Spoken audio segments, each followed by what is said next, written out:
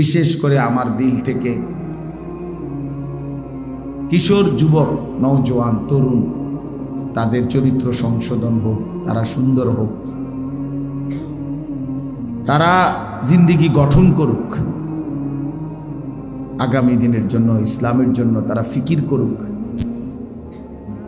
এই বিষয়টা খুব বেশি আমার হৃদয়ে উঠানামা করে। ফলে বলতে বলতে এখন একটা পর্যায়ে এসে এমন দাঁড়াইছে যে সারাক্ষণই নওজোয়ানদের জন্যই বলতে মন চায়। তো হাদিসের মধ্যে আছে, আল্লাহর নবী সাল্লাল্লাহু আলাইহি ওয়াসাল্লাম বলছেন, কুল্লুন মুয়াসসারুন লিমা খুলিকা লাহু। নবী সাল্লাল্লাহু আলাইহি ওয়াসাল্লাম বলেন, প্রত্যেককেই আল্লাহ তাআলা যে কাজের জন্য সৃষ্টি করেছেন সেটা আল্লাহই তার জন্য সহজ করে দেন। এজন্য অনেক ভারী কাজ অনেকে খুব সহজেই করতে পারে, আল্লাহ তাআলা তার জন্য এটা সহজ করে দেন। আরেকজনে এটা মোটেই পারবে না। এক একজনের জন্য আল্লাহ তাআলা এক একটা কাজ সহজ করে দিয়েছে। আমি মনে করি আল্লাহ তাআলার পক্ষ থেকে এটা আমার দিলে, যে কিশোর, নওজোয়ান, তরুণ, যুবক তারা আল্লাহর দিকে ফিরবে, আত্মসংশোধন, নিজেকে গঠন, নিজের চরিত্র সংশোধন, নিজের ঈমান আমলের জিন্দেগি সুন্দর করা, এইটাই আমার একটা বড় ফিকির। তো এমনিতে সব সারা দেশে যেখানেই মাহফিলে যেটুকু যাওয়ার সুযোগ হয় সব মাহফিলেই আমি এটা বেশি বলি। এখন বলতে বলতে দেখলাম যে সব মাহফিলেই নওজোয়ান শ্রোতা আমার বয়ানের সময় বেশি। আমার উপলব্ধি হয়েছে এটা। তাই আমি ভাবলাম যে এই যে আল্লাহ তাআলার পক্ষ থেকে দিন রাত আমি বলার চেষ্টা করি, এইটারে একটা ধারাবাহিক রূপ দেওয়া দরকার। অর্থাৎ কোনো অঞ্চলে গেলাম, বললাম, তাৎক্ষণিক একটা যুবক উৎসাহিত হয়েছে আল্লাহর দিকে ফিরবার জন্য, কিন্তু এরপরে তো সে আর আমার সাথে দেখাও হয় না, কথাও হয় না, কোনো যোগাযোগও নাই, কোনো সিস্টেম নাই। তাইলে তার খোঁজখবর নেওয়া কিভাবে, কেমন আছে, কতটুকু আগাইলো আল্লাহর পথে, আখেরাতের পথে, নিজের আখলাকের সৌন্দর্যের ক্ষেত্রে আগাইলো কেমন, এই খোঁজখবর নেওয়া, মনিটরিং করা, তদারকি করা, এটা তো উচিত। এই চিন্তাকে সামনে নিয়ে সব মিলায়া আমরা আমার শায়েখ আল্লামা মুফতি মুশতাকুন নবী কাসিম হুজুরের সাথেই আমি এই মশওয়ারাটা করছি যে আমি চাই যে আলাদাভাবে শুধু এই কিশোর, তরুণ, যুবক তাদের জন্যেই শুধু পৃথক ইসলাহি মজলিস করব, শুধু তাদের জন্য, যেন ওদেরকে নিয়েই কিছু কথা আলাদা বলা যায়। হুজুর খুব উৎসাহ দিয়েছেন এবং এমন কিছু কথা বলছেন যেটা আপনাদের সামনে বলার মতো, কিন্তু বাকি আমারে যা বলার বলছেন।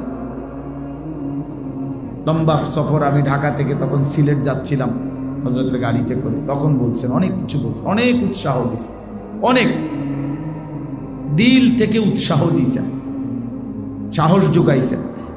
এবং আজকের এই ডেটে জোহরের পরে হযরত আসবেন, আসার কথা ছিল না, আজকে কুমিল্লা আসারই কথা ছিল না, থাকবেন নোয়াখালী সিদ্ধান্ত ছিল, কিন্তু নিজের হাতে পরে ডায়েরিটা নিয়ে, তো নিজের হাতেই উনি ওনার ডায়েরিতে আজকে শনিবার বাদ জোহর আমাদের এখানকার জন্য মজলিস এটা লিখছে।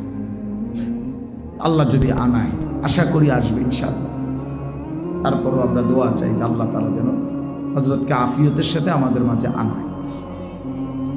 তো এই জন্য বললাম যে আজকে এই চিন্তাটা সবচেয়ে বেশি আমি যার সাথে পরামর্শ করে মোটামুটি একটা গুছাইবার এতটুকু চেষ্টা করছি, সে আমাদের এতক্ষণ যে বয়ান করলো মাওলানা ইয়াহিয়া ইউনুস, সে আমার একান্ত প্রিয় ছাত্র এবং আলহামদুলিল্লাহ একজন মেধাবী ছাত্র।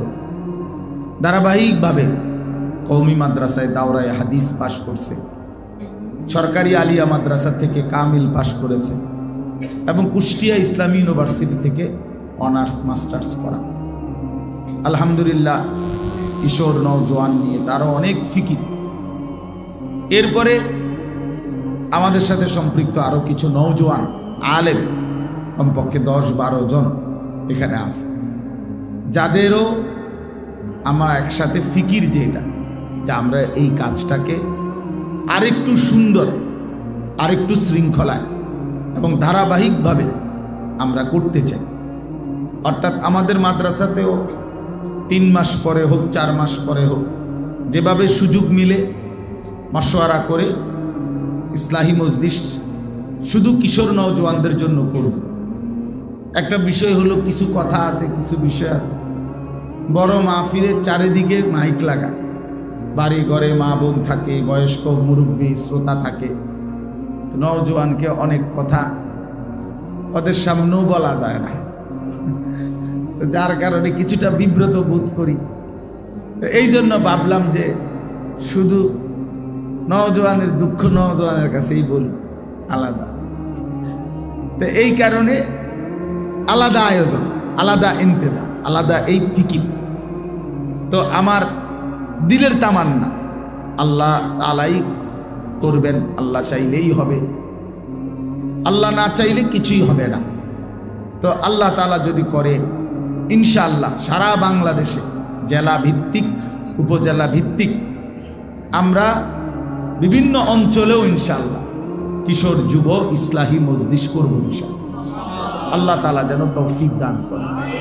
অর্থাৎ সবচেয়ে বড় বিষয় হলো, কোরআনুল কারীমের মধ্যে আল্লাহ তাআলা ইরশাদ করেছেন, ওয়ালাউলা ফাদলুল্লাহি আলাইকুম ওয়া রাহমাতুহু মা যাকা মিনকুম মিন আহাদিন আবাদা। প্রিয় ভাই, আমার অনুরোধ, মোবাইল নিয়ে ধরে রাখো না, মোবাইল হাতে হাতে ধরে রাখো না। নওজোয়ান ভাই, মোবাইল ধরে রাখো না, এমনি শোনো। তো মোবাইলে রেকর্ড করার দরকার, মোবাইলে এরা রেকর্ড করতেছে, পরে দরকার হলে এদের থেকে শুনে দেখে নি, কিন্তু এমনি শোনো। যারা অনেক কষ্ট করে, আমি নিজেও সকালবেলা, আমার এটা ঘুমের টাইম, স্বাভাবিকভাবে আমি সকালবেলা ঘুমাই, কিন্তু আমার এই ঘুমের টাইম আমি না ঘুমাই আসছি। এই জন্য সবাই কষ্ট করে আমরা আসছি, যে যেখান থেকেই আসছি সময় নিয়ে কষ্ট করে ফিকির করে আসছি, অল্প হোক। আজকের এই প্রথম আয়োজনে ইনশাআল্লাহ আমি মনে করি এই নওজোয়ান ভাই তোমরা যারা আসছো, আগামী দিনে আল্লাহ যদি কবুল করে, এটা যদি আরো বড় পরিসরে হয়, আরো সুন্দর হবে, আরো বড় হবে, আল্লাহ চাইলেই হবে ইনশাআল্লাহ। তখন এই শুরুর মানুষগুলো, প্রথম যারা অংশগ্রহণ করলাম আজকে, পরবর্তীতে যতজন এই কার্যক্রমের সাথে অংশগ্রহণ করবে, ইনশাআল্লাহ প্রত্যেকের নেকির সমপরিমাণ সওয়াব এই উদ্বোধনকারীরা পাবে। মান দাআ ইলা হুদান কানা লাহু মিনাল আজরি মিসলু উজুরি মান তাবিআহু। সরাসরি হাদিস। আল্লাহর নবী সাল্লাল্লাহু আলাইহি ওয়াসাল্লাম বলেন, যে কাউকে কল্যাণের দিকে ডাকলো, হেদায়েতের দিকে ডাকলো, অতঃপর যতজন তার সেই আহ্বানকে অনুসরণ করলো, প্রত্যেকের সমপরিমাণ নেকি এই আহ্বানকারীকে আল্লাহ তাআলা দান করবে। তাহলে আজকে আমরা প্রথম, তা আমরা ইনশাআল্লাহ ধরে নিলাম যে সারা বাংলাদেশের কিশোর নওজোয়ানকে আমরা আহ্বান করলাম, তাইলে ইনশাআল্লাহ এরপরে যারা আসবে তো তাদের সমপরিমাণ নেকি আমরাও পেতে থাকবো ইনশাআল্লাহ। তো আমি বলতেছিলাম বিষয়টা এজন্য আলাদা বুঝা, নিজেরা বুঝার চেষ্টা করলে ইনশাআল্লাহ ধারাবাহিকভাবে আমরা এটা লিখছি। মাওলানা ইয়াহইয়া আলোচনা করেছে মদ, জুয়া, চরিত্র ও জীবন বিধ্বংসী মহাপাপ। এটা আমার নিজের হাতে দেওয়া শিরোনাম। ইনশাআল্লাহ কিছুক্ষণ পরে 12টা থেকে আল্লামা মুফতি আমজাদ হোসাইন সাহেব, বাংলাদেশের একজন প্রখ্যাত আলেম, গবেষক, বিচক্ষণ, বিদগ্ধ একজন আলেমে দ্বীন, আমাদের কুমিল্লা মুরাদনগরের, তিনি ইনশাআল্লাহ বয়ান করবেন জৈবিক চাহিদা নিয়ন্ত্রণে রোজা কার্যকর মাধ্যম। রাসূলুল্লাহ সাল্লাল্লাহু আলাইহি ওয়াসাল্লাম বলছেন, যুবককে আলাদা বলছেন যে রোজা রাখতে, চরিত্র হেফাজতের জন্য। চরিত্র হেফাজতের জন্য। এবং নবীজি বলছেন ফা ইন্নাস সাওমা লাহু বিজাউন, নিশ্চয়ই রোজার মধ্যে রয়েছে তোমার যৌন চাহিদা নিয়ন্ত্রণের প্রতিষেধক। এটা অনেক বড় একটা প্রতিষেধক। এই বিষয়টার উপরে রোজার বিষয়টা যুবকের জৈবিক চাহিদা নিয়ন্ত্রণে কার্যকর একটি ভূমিকা, এটা নিয়ে ইনশাআল্লাহ উনি আলোচনা করবেন।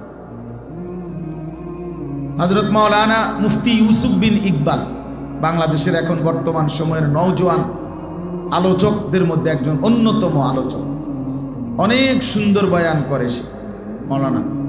আলহামদুলিল্লাহ উনিও আসতেছেন, উনিও আলোচনা করবেন জিনা, ব্যভিচার ও হারাম সম্পর্কের ক্ষতিকর প্রভাব এই বিষয়ে। আমাদের কুমিল্লা ক্যান্টনমেন্টের দাওয়াত ও তাবলীগের আমাদের সাথী, আমাদের উলামায়ে কেরামের সাথে সম্পৃক্ত একজন দিন দরদি ডাক্তার, শিশু বিশেষজ্ঞ ডাক্তার, ডাক্তার মিজানুর রহমান, উনি ইনশাআল্লাহ কিছুক্ষণ বয়ান করবেন জীবন গঠনে দাওয়াত ও তাবলীগের ভূমিকা। আমার শায়েখ আরিফ বিল্লাহ হাকিমুন নফস আল্লামা মুফতি মুশতাকুন নবী কাসেমি জোহরবাদ হুজুর ইনশাআল্লাহ বিরতির পরে বয়ান করবেন, ইসলাহি বয়ান, হজরতের মর্জি মতোই ইনশাআল্লাহ বয়ান করবেন। তো আপনাদের কাছে নওজোয়ান ভাই, বিশেষ করে তোমাদের কাছে আমাদের বিশেষ কথা হলো এটা, আল্লাহ তাআলা কুরআনুল কারীমের মধ্যে বলছেন ওয়ালাউলা ফাদলুল্লাহি আলাইকুম ওয়া রাহমাতুহু মা যাকা মিনকুম মিন আহাদিন আবাদা। আল্লাহ তাআলা বলেন যে আল্লাহ তাআলার দয়া, অনুগ্রহ, রহমত যদি না হয় তাহলে কেহই নিজেকে নিজে সংশোধন করতে পারে না। এই কথাটা হলো মূল কথা আমার। মা যাকা মিনকুম মিন আহাদিন আবাদা, আবাদান অর্থ হলো কখনোই না। কেউ নিজেকে নিজে চরিত্রবান, আখলাকওয়ালা বানাইতে পারবে না, নিজে নিজে পারবে না। আমি নিজে ভালো হয়ে যাব, আমি নিজে এখন থেকে ভালো হয়ে যাব, পারতেন না। বরং আল্লাহ তাআলার দয়া, আল্লাহ তাআলার রহম, আল্লাহ তাআলার অনুগ্রহ যে বান্দার উপরে হয় সেই উত্তম আখলাকওয়ালা, সেই উত্তম চরিত্রবান হয়, সেই গুনাহ থেকে বাঁচবার হিম্মত পায়। কুরআনুল কারীমের মধ্যে আছে আল্লাহ তাআলা বলছেন আল্লাহু ইয়াজতাবি ইলাইহি মান ইয়াশা ওয়া ইয়াহদি ইলাইহি মান ইউনীব। আল্লাহু ইয়াজতাবি ইলাইহি মান ইয়াশা অর্থ হলো আল্লাহ যাকে চান তাকে আল্লাহ জজব করেন। জজব এই শব্দটা অর্থ হলো আল্লাহ তাআলা নিজেই তাকে আকর্ষণ করে টেনে নিজের দিকে ফিরিয়ে নিয়ে আসে। আল্লাহ টেনে নিয়ে আসে। আল্লাহু ইয়াজতাবি, সাইয়্যিদুনা ওমর রাদিয়াল্লাহু তাআলা আনহুকে আল্লাহ তাআলাই জজব করেছেন, অর্থাৎ আল্লাহ তাআলাই কুফরির রাস্তা থেকে আল্লাহ নবী সাল্লাল্লাহু আলাইহি সাল্লামকে হত্যা করতে রওনা দিয়েছে, হাতে তলোয়ার, প্রচন্ড রাগ, চোখে মুখে লাল, এবং মক্কার কুরাইশদেরকে বলছে তোমরা গিয়ে কাবা ঘরের সীমানায় দাঁড়াও, আমি মুহাম্মদের কল্লা নিয়ে আসতেছি। নাউযুবিল্লাহ। এরকম উত্তেজিত যুবক, এরকম উত্তেজিত তরবারি হাতে, উন্মুক্ত তরবারি নিয়ে যিনি রওনা দিলেন, তো যাচ্ছেন তো নবী সাল্লাল্লাহু আলাইহি সাল্লামকে হত্যা করতে, এক মহা পাপের উদ্দেশ্যে। কিন্তু আল্লাহ তাআলার পছন্দ হয়েছে। আল্লাহ বলছেন আমি তোমাকে এই মুহূর্তেই হেদায়েত দেব, এই চলমান অবস্থাতে হেদায়েত দেব।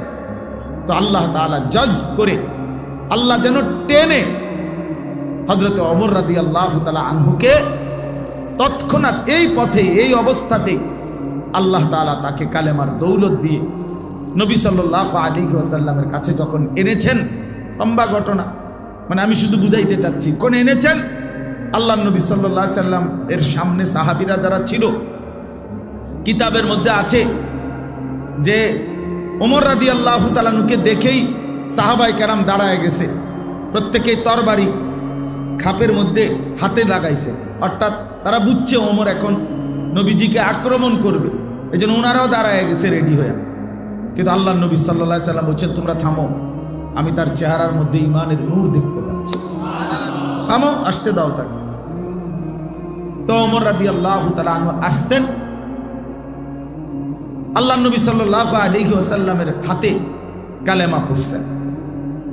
ঠিক নবীজির হাতে যখন ওমর কালেমা পড়ছে, তখন মুসলমানের সংখ্যা পূর্ণ হয়েছে 40 জন, মানে এর আগ পর্যন্ত ছিল 39 জন। ওমরের মাধ্যমে 40তম সংখ্যাটা পূর্ণ হয়েছে। আল্লাহ তাআলা তখন কোরআনুল কারীমের আয়াত নাজিল করছেন জিবরাইলকে পাঠিয়ে, ইয়া আইয়ুহান নাবিয়্যু হাসবুকাল্লাহু ওয়া মানিত্তাবাআকা মিনাল মুমিনিন। বন্ধু আমার, নবী আমার, এখন থেকে নিয়ে আপনার জন্য আমি আল্লাহই যথেষ্ট, এবং এই পর্যন্ত যে কয়জন মুমিন হয়েছে এরাই আপনার সহযোগিতার জন্য যথেষ্ট। তার মানে ওমর মুসলমান হয়েছে। এইবার আপনি আপনার কালেমা, আপনার দাওয়াত প্রকাশ্যে উন্মুক্ত বলতে থাকেন। হযরত ওমর রাদিয়াল্লাহু তাআলা আনহু তখন এই বাকি 39 জন সাহাবী সহ আল্লাহ নবী সাল্লাল্লাহু আলাইহি ওয়াসাল্লামকে নিয়ে খানায়ে কাবার সামনে আইসা বলছে, ইয়া রাসূলুল্লাহ, আপনি সেজদা করেন, আর ওনাদেরকে বলছে আপনারা সেজদা করেন আল্লাহর জন্য। আর ওমর রাদিয়াল্লাহু তাআলা একা তরবারি তুলে, মক্কার কুরাইশরা তো আগেই দাঁড়ায় আছে, তো তাদেরকে বলছে, যদি কেউ তার মায়ের বুক খালি করতে চাও তা একটা কূপ দিয়ে ফালাই দেব। আর কেউ হিম্মত করে। হযরত জিবরাইল আলাইহিস সালাম আসছে, আয়েশা তখন বলছে, ইয়া রাসূলুল্লাহ, লাকাদ ইস্তাবশারা আহলুস সামাই বিইসলামি ওমর। ইয়া রাসূলুল্লাহ, গোটা আসমানের সব ফেরেশতারা, 7 আসমানের কোটি কোটি ফেরেশতা এই মুহূর্তে আপনার ওমরের কালেমা শুনে, ইসলাম দেখে গোটা আসমানে ওনারা খুশিতে তাকবীর ধ্বনি দিয়েছে। গোটা আসমানবাসী ফেরেশতারা খুশিতে আনন্দে উদ্বেলিত হয়ে গেছে। তাইলে আল্লাহ তাআলা যাকে চায়, আল্লাহু ইয়াজতাবি ইলাইহি মান ইয়াশা। এজন্য প্রিয় বন্ধু, আল্লাহ তাআলা চাইলে মানুষ বদলে, আল্লাহ তাআলা আমূল বদলায় দেয়, আমূল পরিবর্তন করে দেয়, জিন্দেগি গড়ে দেয়, সাজিয়ে দেয়, পরিবর্তন করে দেয়। আবার আল্লাহ তাআলার আরেকটা নিয়ম, ওই পরের অংশ আয়াতের, ওয়াহদি ইলাইহি মান ইউনিব। আল্লাহ তাআলা বলেন, এক তো হইল কাউকে কাউকে আল্লাহ ইচ্ছে করে একেবারে গুনাহ নাফরমানির অবস্থা থেকেই ইউটার্ন করে আল্লাহ তাকে ঈমানওয়ালা আমলওয়ালা বানায় দেয়। এটা আল্লাহর একটা বহুত বড় মেহেরবানি। আর আরেকটা হলো আল্লাহ তাআলা বলেন, মান ইউনিব, যে আমি আল্লাহর দিকে ঝুঁকে আসে, আমি আল্লাহ, সে আসে যে দূর, তার চাইতে বেশি এগিয়ে আমি তাকে হেদায়েত দিয়ে দিই। এই হলো দ্বিতীয় তরফ। অর্থাৎ বান্দা যদি কিছুটা আগায়, আমি ভালো হতে চাই, আমি চরিত্রবান হতে চাই, আমি জীবনটা নষ্ট করতে চাই না, আমি আখিরাতকে পেতে চাই, আল্লাহ আমি আপনাকে চাই, এই একটু মানসিকতা তার ভিতরে আসছে। এখন সে সিদ্ধান্ত নিছে আল্লাহর রাস্তায় একটু আগাবে, ভালো হওয়ার একটু ফিকির করবে। তো আল্লাহ তাআলা বলেন, এমন দিল থেকে বান্দার মধ্যে যদি আমি দেখি যে আসলেই সে আমি আল্লাহর দিকে ঝুঁকছে, বাস্তবিক অর্থে সে আমার দিকে আসতে চাচ্ছে, আল্লাহর কসম আল্লাহ বলে আমি তাকে তার চাইতে এগিয়ে হেদায়েত দিয়ে থাকি। তাহলে দুই তর্জ, এক হলো কাউকে আল্লাহ তাআলা চাইলে একদম পুরা ইউটার্ন করে মন্দ রাস্তা থেকে কল্যাণের পথে নিয়ে আসেন, আর কাউকে আল্লাহ তাআলা, বান্দা যদি একটু ঝুঁকে আগায়, তো আল্লাহ তাআলা তার চাইতে বেশি এগিয়ে তাকে হেদায়েত দিয়ে থাকে। হাদিসে কুদসিতে আছে, আল্লাহ তাআলা বলেন, ইয়াবনা আদম কুম ইলাইয়া আমশি ইলাইকা। হে বনি আদম, তুমি আমার জন্য দাঁড়াও, আমি তোমার জন্য হাঁটব। তুমি দাঁড়াইলে আমি আল্লাহ হাঁটব। ওয়ামশি ইলাইয়া উহারবিলু ইলাইকা। আল্লাহ তাআলা বলেন যে হে আমার বান্দা, তুমি আমার জন্য হাঁটো, আমি আল্লাহ তোমার জন্য দৌড়ব। মানে তুমি যে দূর, আমি তার চাইতে বেশি, আমি তার চাইতে বেশি। তুমি 1 বিঘত আসবা, আমি 1 হাত আসব। তুমি 1 হাত আসবা, আমি 2 হাত আসব। তুমি হাঁটতে হাঁটতে আসবা, আমি আল্লাহ তাআলা তাইতুকা হারওয়ালাতান, আমি আল্লাহ তাআলা তোমার দিকে রহমত নিয়ে, মাগফিরাত নিয়ে দৌড়তে দৌড়তে আসব। এই জন্য প্রিয় ভাই, আল্লাহ তাআলা চাইলে মানুষ পরিবর্তন হয়। ওয়ালাউলা ফাদলুল্লাহি আলাইকুম ওয়া রাহমাতুহু মা যাকা মিনকুম মিন আহাদিন আবাদা। আল্লাহর দয়া, আল্লাহর ফজল, অনুগ্রহ না হলে কেউ নিজেই নিজেকে পরিবর্তন করতে পারে না। ওয়ালাকিন্নাল্লাহা ইউযাক্কি মান ইয়াশা। এই আয়াতের দ্বিতীয় অংশ হলো আল্লাহ তাআলা বলেন যে আল্লাহই যাকে চান তিনি তাকে পরিশুদ্ধ করেন, পবিত্র করেন। তিনি তার জিন্দেগি, দিল, আত্মা, ভেতর বাহির আল্লাহই তাকে পুত, পবিত্র, সৌন্দর্যময় আল্লাহই করে দেন, আল্লাহই করে দেন, আল্লাহই করে দেন। ওয়ালাকিন্নাল্লাহা ইউযাক্কি মান ইয়াশা। আল্লাহ যাকে চান তাকে তিনি পবিত্র করেন। তাহলে এখানে একটা মৌলিক কথা এটা মনে রাখতে হবে যে কেউ যদি আমরা মনে করি, ছেলেরা তোমরাও যদি মনে করো আমি নিজে নিজে ভালো হয়ে যাব, হবে না। বরং কার দয়া লাগবে? আল্লাহ তাআলার দয়া লাগবে, আল্লাহ তাআলার রহম লাগবে, আল্লাহ তাআলার মেহেরবানি লাগবে।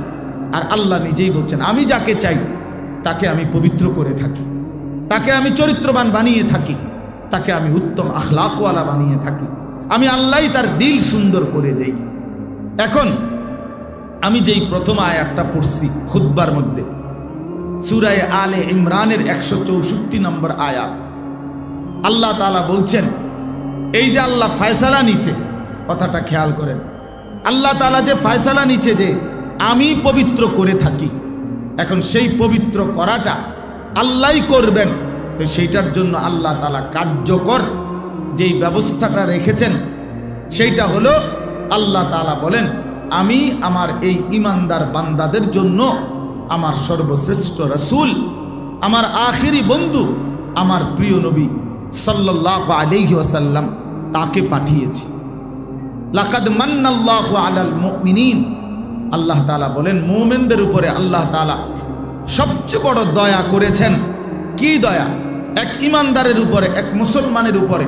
এই যে আমরা এখানে মুসলমান, আমরা ঈমানদার ভাই, আমাদের উপরে আল্লাহর সবচেয়ে বড় দয়া কি? জীবনের সবচেয়ে বড় পাওয়া আমাদের কি? আল্লাহ তাআলা বলেন মুমিনের জন্য জীবনে আমি আল্লাহর সবচেয়ে বড় দয়া হলো আমার আখিরি রাসূল, আমার কলিজার টুকরা, আমার সবচেয়ে প্রিয় বন্ধু, আমার হাবিব, আমার দোস্ত নবী মুহাম্মদ সাল্লাল্লাহু আলাইহি ওয়াসাল্লাম, তাদেরকেই আমি আমার এই ঈমানদার বান্দাদের জন্য দিয়ে দিলাম। এটাই হলো আমি আল্লাহর সবচেয়ে বড় দয়া। এটা দয়া, আল্লাহর সবচেয়ে বড় দান যে আমরা নবীকে পেলাম, আমরা প্রিয় নবী সাল্লাল্লাহু আলাইহি ওয়াসাল্লামকে পেলাম, শ্রেষ্ঠতম রাসূলকে পেলাম, এমন একজন নবীকে পেলাম যার সব কিছু সুন্দর, যার সব কিছু শ্রেষ্ঠ, তার সব সুন্দর, সব সুন্দর। তিনি হাসলেও সুন্দর, তিনি কাঁদলেও সুন্দর, তিনি কথা বললেও সুন্দর, তিনি চুপ থাকলেও সুন্দর, তিনি হাঁটলেও সুন্দর, তিনি স্থির দাঁড়িয়ে থাকলেও সুন্দর, তিনি সুন্দর, সবচেয়ে সুন্দর। ওয়া আহসানু মিনকা লাম তারা কাত্তু আইনি ওয়া আজমালু মিনকা লাম তালিদিন নিসাউ। নবী সাল্লাল্লাহু আলাইহি সাল্লামের সাহাবী হযরত হাসান ইবনে সাবিত বলছে যে আয় নবী, আপনার চাইতে সুন্দর আমি এই দুই নয়নে আর কাউকে দেখিনি। আপনার চাইতে সুন্দর কাউকে কোনো মা জন্মই দেয় নাই, প্রসবই করে নাই, এমন সুন্দর। তাহলে তিনি সবচেয়ে সুন্দর, আবার তিনি সর্বশ্রেষ্ঠ, সব গুণে তিনি শ্রেষ্ঠ। জীবনের যত কিছু কল্পনা করা যায় মানুষের জীবনে, সমস্ত গুণে তিনি শ্রেষ্ঠ। বন্ধুর কাছেও শ্রেষ্ঠ, দুশ্মনের কাছেও শ্রেষ্ঠ। অর্থাৎ এই 1450 বছর ধরে আল্লাহ নবী সাল্লাল্লাহু আলাইহি ওয়াসাল্লামকে অসংখ্য অগণিত কোটি কোটি মুমিন নবীজির জীবন পরীক্ষা করছে, বিশ্লেষণ করছে, তাদের কাছেও নবীজি সর্বশ্রেষ্ঠ। আবার এই 1450 বছর ধরে কত কাফের, বেঈমান, মুশরিক, নাস্তিক, মুরতাদ, কত বিধর্মী, গবেষক, পণ্ডিত, দার্শনিক, বুদ্ধিজীবী, কাফের তারা, কিন্তু তারা আমাদের নবী সাল্লাল্লাহু আলাইহি সাল্লামকে নিয়ে গবেষণা করেছে, তাদের কাছেও তিনি সর্বশ্রেষ্ঠ। এজন্য তিনি বন্ধুর কাছেও শ্রেষ্ঠ, দুশ্মনের কাছেও শ্রেষ্ঠ, আপনজনের কাছেও শ্রেষ্ঠ, পরের জনের কাছেও শ্রেষ্ঠ। তিনি সবার কাছেই তিনি সর্বশ্রেষ্ঠ। আল্লাহ তাআলা বলেন, এই সর্বশ্রেষ্ঠ রাসূল আমি তোমাদেরকে দিলাম, এটাই হলো আমার সবচেয়ে বড় দয়া, সবচেয়ে বড় ইহসান। এখন কেন দিলাম? আল্লাহ তাআলা বলেন, তিনটা উদ্দেশ্যে দিলাম। এক, ইয়াতলু আলাইহিম আয়াতিহি, আমার কালাম, আমার কোরআন আমার বান্দাদের সামনে তেলাওয়াত করবে, শোনাবে, শিখাবে। কোরআন তেলাওয়াত করবে, কোরআন শিখাবে, কোরআনের তেলাওয়াত উচ্চারণ করাবে, বিশুদ্ধ তেলাওয়াত করাবে। এইটা আমার রাসূলের মূল মাকসাদ।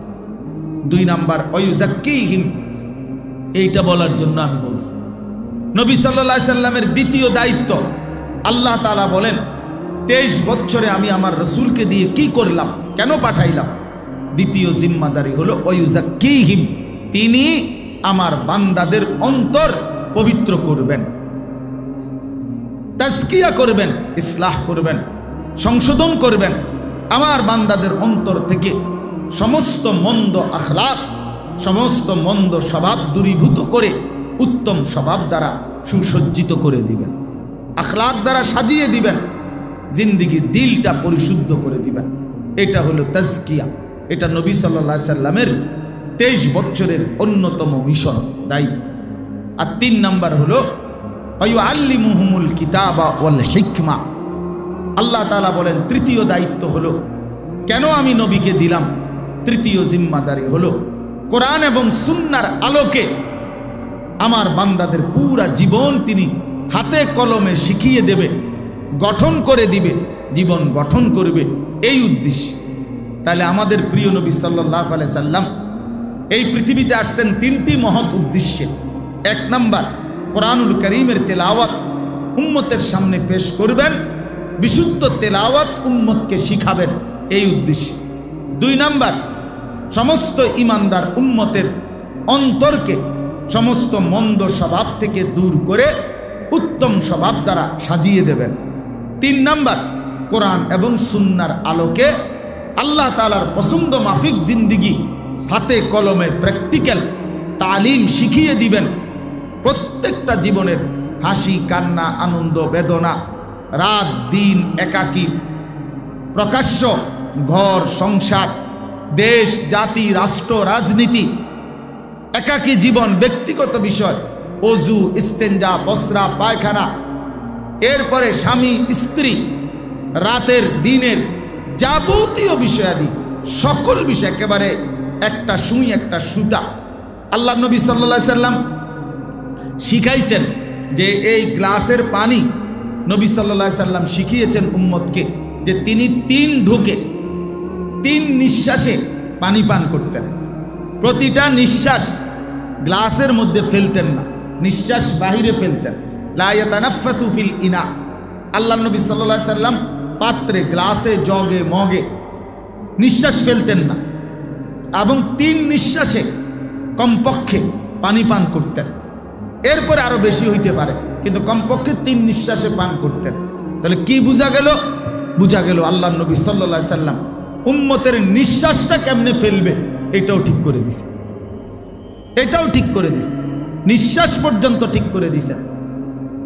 ঘর বাহির, ওযু, ইস্তেঞ্জা, টয়লেট, বাথরুম, পেশাব, পায়খানা, রাত দিন, একাকী, প্রকাশ্য, জীবনের সকল অঙ্গনে, জীবনের প্রতিটা পদক্ষেপে, একেবারে আদনা থেকে আদনা, ছোট থেকে ছোট, বড় থেকে বড়, সব ব্যাপারে, সব বিষয়ে তিনি সর্বোচ্চ সুমহান আদর্শ কোরআন সুন্নাহর আলোকে আল্লাহ তাআলা কি চাচ্ছেন, জান্নাতের উপযোগীটা কেমন হইলে হবে, আখিরাতের মুক্তি কিভাবে মিলবে, ডান হাতে আমলনামা কিভাবে আসবে, ফুল সিরাত কিভাবে বিদ্যুতের মতো পার হবে, অর্থাৎ আখিরাত এবং জান্নাতের উপযোগী আল্লাহ যা চাইছেন তার শতভাগ প্র্যাকটিক্যাল আল্লাহর নবী সাল্লাল্লাহু আলাইহি সাল্লাম সাহাবায়ে কেরামের মাধ্যমে উনাদের কাছে নবী সাল্লাল্লাহু আলাইহি সাল্লাম শিখিয়ে দিয়েছেন। এটাই নবী সাল্লাল্লাহু আলাইহি সাল্লামের মিশন ছিল।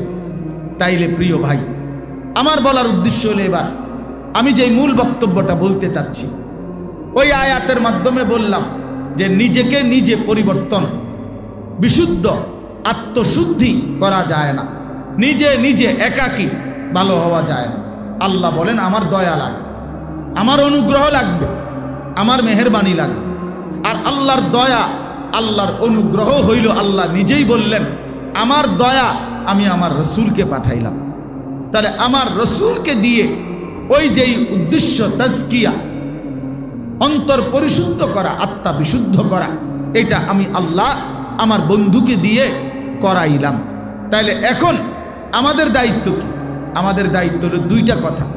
এক নাম্বার কথা হইল আত্মশুদ্ধি বাস্তবিক অর্থে আমাদের প্রত্যেকের জন্য ফরজে আইন, অর্থাৎ নিজের অন্তরকে মন্দ স্বভাব থেকে পবিত্র করা, উত্তম স্বভাব দ্বারা সজ্জিত করা নিজেকে মুসলমান হিসাবে, এটা আমাদের জন্য বাধ্যতামূলক দায়িত্ব। এটা খামখেয়ালি বিষয় না, খামখেয়ালি বিষয় না।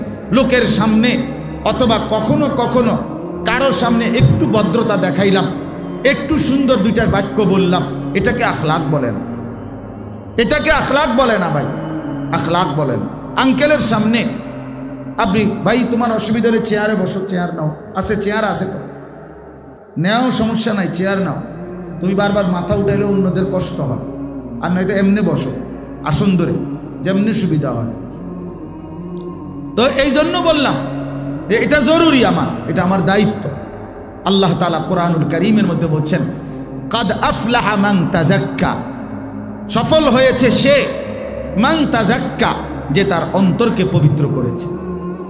আল্লাহ বলছেন 14টা কসম করে, কোরআনুল কারীমের মধ্যে অনেক কসম আছে, কসম আল্লাহ কসম করে করে বলছেন।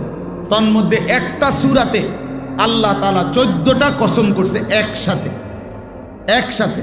ওয়াশ-শামসি ওয়া দুহাহা ওয়াল কামারি ইদা তালাহা ওয়ান নাহারি ইদা জাল্লাহা ওয়াল লাইলি ইদা ইয়াগশাহা, এইভাবে প্রতিটার মধ্যে দুইটা দুইটা করে মোট 14টা কসম করে আল্লাহ বলেন বান্দা আমি 14 বার কসম করে বললাম কাদ আফলাহা মান যাক্কাহা, যে তার অন্তরকে বিশুদ্ধ করেছে সেই কেবল সফল হয়েছে। 14 বার কসম করছে, 14 বার কসম করে আল্লাহ বলছে শোনো, খামখেয়ালি করো না, মানে খামখেয়ালি করো, খামখেয়ালি করো না। কাদ আফলাহা মান যাক্কাহা, তাজকিয়া এই ইসলাহি মজলিস মানে কি? নিজেকে সংশোধন করা চাই ভাইয়া। আমরা হাজারো পৃথিবীর হাজারো বিষয় নিয়ে আমরা ভাবতে পারি, গোটা পৃথিবী সুন্দর করলাম, পৃথিবীর অনেক কল্যাণকর সমাজ সেবা, জনকল্যাণ সংস্কারমূলক কাজ করলাম, ভালো কথা, কিন্তু নিজের ফিকির কোথায়? নিজের ফিকির কোথায়? তুমি তো সেই সকাল থেকে রাত 12টা পর্যন্ত তুমি নওজোয়ান অসংখ্য গরিব দুঃখী মানুষকে মনে করো আজকের দিনে ত্রাণ দিলা, সহযোগিতা করলা, কিন্তু যদি জোহরের নামাজ না পড়ে থাকো এটা কি করলা? যদি আসরের নামাজ না পড়ে থাকো এটা কি করলা? এটা কি করলা? এটা ছেড়ে দিলা কেন? এটা ছেড়ে দিলা? তুমি তো মানব সেবা করো, তাইলে তুমি আরেক নারীর সাথে, আরেক মেয়ের সাথে হারাম প্রেম করো কেন? এটা কি তোমার? তো নিজেরে বরবাদ করে, নিজের চরিত্র নষ্ট করে, নিজের আখিরাত নষ্ট করে অন্যের কল্যাণের ফায়দা কি? নিজে পেশাবের উপরে দাঁড়াইয়া আরেকজনের দুধ খাওয়াইলে লাভ কি? আরেকজনের দুধ খাওয়াইলে লাভ কি? আরেকজনকে মধু খাওয়াইলে লাভ কি? আগে তো এটা ফিকির করা চাই। কোরআনুল কারীমের মধ্যে আল্লাহ তাআলা সিরিয়াল বলে দিছে সংশোধনের 5টা স্তর। 1 কু আনফুসাকুম, নিজের সংশোধন। 2 ওয়া আহলিকুম, পরিবারের সংশোধন। 3 ওয়া আনদির আশিরাতাকাল আকরাবিন, নিকট আত্মীয় স্বজনের সংশোধন।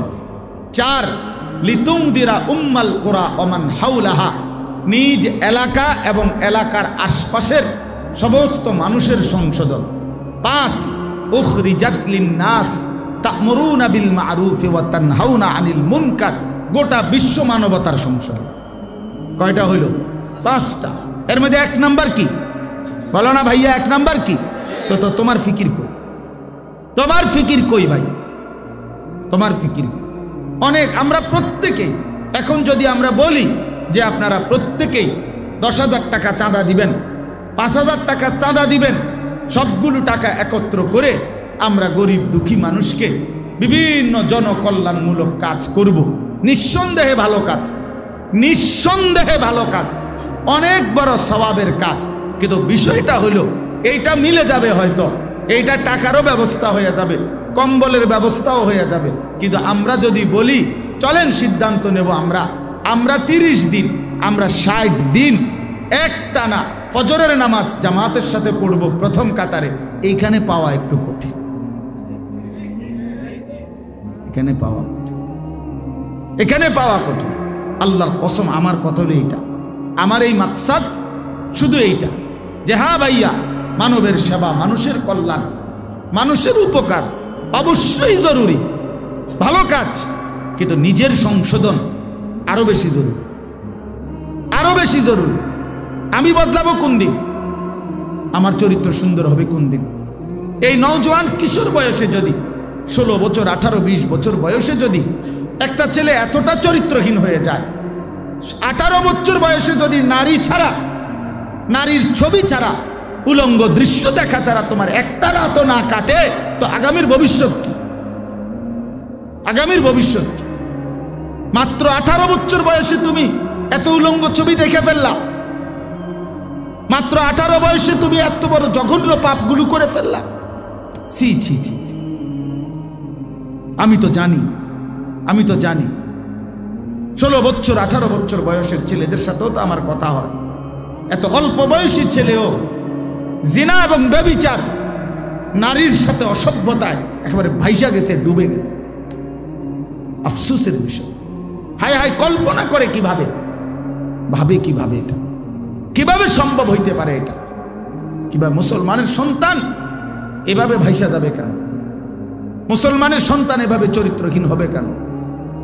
এই জন্য দোস্ত, আমার মূল ফিকির এটা, আমার এই মজলিসের মাকসাদ এইটা যে দরে দরে বারবার আমি আশা করি আমার 30 বছরে যদি, আমার 50 বছর, আমার পুরা হায়াতে যদি এক নওজোয়ানও বদলে যায়, তো আমার নাজাতের জন্য আশা করা যায় ওই একজনই যথেষ্ট হয়েছে।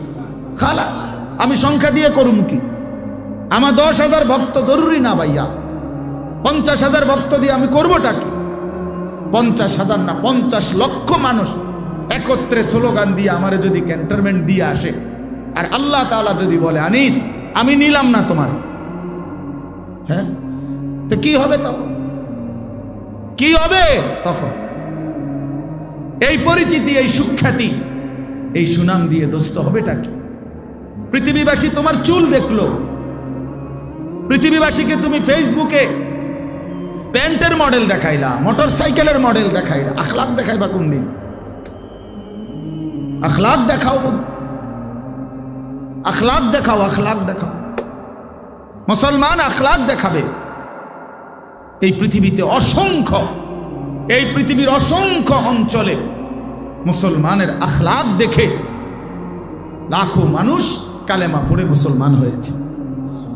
হ্যাঁ, আজকে যেইটা ভারতের একটা প্রদেশ আছে কেরালা, যেটারে মালাবার বলতো আগে, এখন কেরালা প্রদেশ বলে, ইন্ডিয়ার একটা এলাকা। এইখানে মুসলিম ব্যবসায়ী উনাদের উত্তম আচরণের দ্বারা, উনাদের উত্তম আখলাকের দ্বারা ওই অঞ্চলের হিন্দুরা দলে দলে কালেমা পড়ে মুসলমান হয়েছে, এবং সেই মাধ্যমে এখন এখানে বৃহৎ জনগোষ্ঠী ওইখানে মুসলিম। আখলাক। সাইপ্রাস এশিয়া এবং আফ্রিকা নাকি না ইউরোপের সংযোগ একটা দেশ, একটা দ্বীপ, ছোট সাইপ্রাস। এই সাইপ্রাসের মধ্যে সর্বপ্রথম মুসলিম ব্যবসায়ী কাফেলার আখলাক দেখে সর্বপ্রথম মানুষ ওই অঞ্চলে মুসলমান হয়েছে। শ্রীলঙ্কায়, যে ছোট্ট দেশ, এই শ্রীলঙ্কায় যে কয়জন মুসলমান হয়েছে, তো মুসলিম ব্যবসায়ী কাফেলার আখলাক দেখে। সিন্ধু প্রদেশ, আমাদের এই ভারতীয় উপমহাদেশে সর্বপ্রথম যিনি কালেমার পতাকা উড়াইছেন, সিন্ধু প্রদেশে রাজা দাহিরের আমলে, রাজা দাহিরকে পরাজিত করে মোহাম্মদ ইবনে কাসেম রহমতুল্লাহ আলাই মাত্র 18-20 বছর বয়সে আরব থেকে আইসা, যিনি এই সিন্ধু বিজয় করে ইসলামের পতাকা উড়াইছেন। তো ওনার আসার প্রেক্ষাপট এবং ইসলাম বিজয়ের পুরা প্রেক্ষাপট মুসলিম একটি ব্যবসায়ী কাফেলার কারণ। আমার বন্ধু, আমার ভাই, আমার বলার উদ্দেশ্য এই কথাটা, মুসলমানের আখলাক দেখে, মুসলমানের আখলাক দেখে, নওজওয়ানের আখলাক দেখে মানুষ আল্লাহর দিকে ফিরবে। হাদিসের মধ্যে আছে, আল্লাহর নবী সাল্লাল্লাহু আলাইহি ওয়াসাল্লাম বলছেন, সাহাবায়ে কেরামের জন্য নবীজি দোয়া করতেন, আল্লাহুম্মা হদি বিহিম, আল্লাহুম্মা হদি বিহিম। এটা সাহাবীদের জন্য নবীজির দোয়া ছিল। মানে কি? মানে হলো আল্লাহর কাছে নবীজি বলতেন, আল্লাহ আমার সাহাবীদেরকে আপনি এমন বানায় দেন যেন কোরআন থেকে যেমন মানুষ হেদায়েত পায়, আমি রসুলের সুন্নাহ থেকে যখন মানুষ যেমন হেদায়েত পায়, তো আমার সাহাবীদেরকে দেখেই যেন মানুষ হেদায়েত পেয়েছে। আল্লাহুম্মা হদি বিহিম মানে এদের দ্বারা হেদায়েত দেন, সাহাবাদের দ্বারা হেদায়েত দেন, ওদেরকে দেখেই যেন হেদায়েত পায়, ওদের আখলাক দেখেই যেন হেদায়েত পায়। জু না থে खुद राह पर औरू के हादी बन गए, क्या नजर थी जिसने मर्दू को मसीहा कर दिया। আল্লামা ইকবাল বলছে নবীজিকে স্মরণ করে, হে নবী সাল্লাল্লাহু আলাইহি ওয়াসাল্লাম, হায় আপনি কি গঠন করলেন আপনার এই পবিত্র সাহাবাদেরকে। একদিন এরা পথহারা ছিল, একদিন এরা গুমরাহ ছিল। পৃথিবীর সমস্ত মন্দ কর্ম জাহিলি যুগে মক্কাবাসী করত, চুরি ডাকাতি, জিনা ব্যভিচার। ভাইয়া ওদিকে তাকায়ও না ভাই, এদিকে তাকাও। মদ জুয়া নারী, 24 ঘন্টা এই আরব, এই মক্কাবাসী গুনাহে লিপ্ত ছিল। আমরা বইতে পড়ছি, ইতিহাসের বইতে 3W আরবের স্বভাব ছিল। 3W, এক হলো ওয়ার মানে যুদ্ধ। 24 ঘন্টা জিন্দিগি তারা মারামারি করতো, ফিডাফিডি। এই জিন্দিগি ঘুম থেকে ওইটা মায়ের ছোঁয়া পর্যন্ত মারামারি। 30 বছর, 40 বছর, 70 বছর একটা বিষয় নিয়ে আর যুদ্ধ করছে। উটের পানি খাওয়ানো নিয়া, ঘাস কাটা নিয়া, মানে সামান্য সুতা নাতা নিয়ে এইভাবে যুদ্ধ করে গেছে। এই যুদ্ধ ছিল তাদের প্রতিদিনকার স্বভাব। 2 নাম্বার হলো ওমেন, নারী। নারী নিয়ে জীবন কাটাইত। জিনা ব্যভিচার, অসভ্যতা, নোংরামি। কোনো নারীর সামাজিক কোনো মূল্যই ছিল না নিজস্ব। আমি নিজে, আমার কাছে কিতাব আছে, বাংলায় অনুবাদ হয়েছে, মুসলিম উম্মার পতনে বিশ্বের কি ক্ষতি হলো। আমাদের হজরত মাওলানা আবু তাহের মিসবাহ সাহেব, আমার বাংলার শ্রেষ্ঠতম বুজুর্গ এবং বাংলাদেশের শ্রেষ্ঠ একজন ইসলামী সাহিত্যিক আদিব সাহেব হুজুরের অনুবাদ করা সৈয়দ আবুল হাসান আলী নদভী রহমতুল্লাহর কিতাব। ওইখানে আছে জাহিলি যুগে, এটা বলতেও লজ্জা, জাহিলি যুগের আখলাক ছিল আইয়ামে জাহিলিয়াতে যে 3 জিনিস সবার জন্য সমান অধিকার। 1 হলো আগুন, 2 হলো পানি, 3 হলো নারী। নারী সবার, নারীর আলাদা কোনো বিশেষত্ব নাই, আলাদা কোনো মর্যাদা নাই। যার মন চায় সে উপভোগ করবে। নাউজুবিল্লাহ। কি পরিমাণ চরিত্রহীনতা ছিল, কি পরিমাণ নোংরা ছিল। আমার কাছে বই আছে আন্দালুসের ইতিহাস, ডক্টর রাগেব সারজানির লিখিত 2 খণ্ডে বই।